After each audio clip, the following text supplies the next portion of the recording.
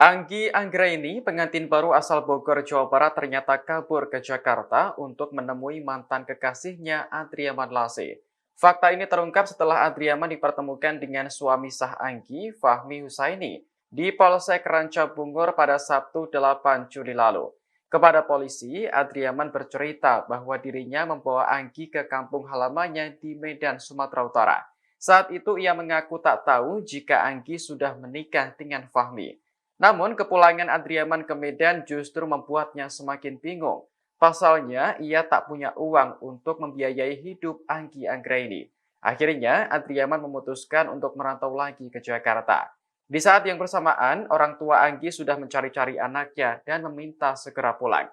Lantaran tak ada biaya, Anggi dan Adriaman akhirnya dibelikan tiket pesawat oleh orang tua Anggi. Seharusnya tujuan penerbangan adalah Jakarta, namun karena kehabisan tiket, keduanya pun mendarat di Bandung.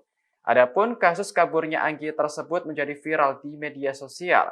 Pasalnya, ia menghilang sehari setelah akad nikah, tepatnya pada 26 Juni lalu. Saat itu, Anggi pamit kepada suaminya mengambil pesanan makanan di depan gang rumah. Namun tak disangka, perempuan berusia 21 tahun itu berbohong demi lari ke pelukan sang mantan.